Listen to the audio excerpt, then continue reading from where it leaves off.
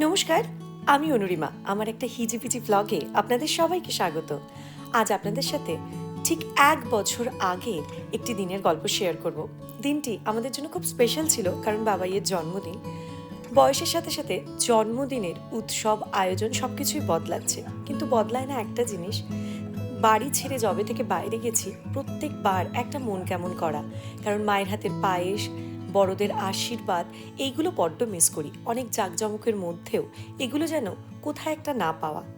গত বছর কাকু কাকিমা থাকায় অনেক দিন পর সেই শূন্যস্থানটা পূরণ তো হয়েছিল। তার সাথে জিনুর পাকামি তো আছেই। Adam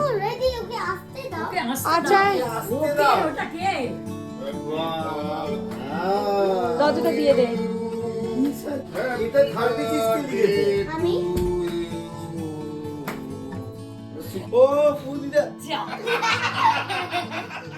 happy birthday to you.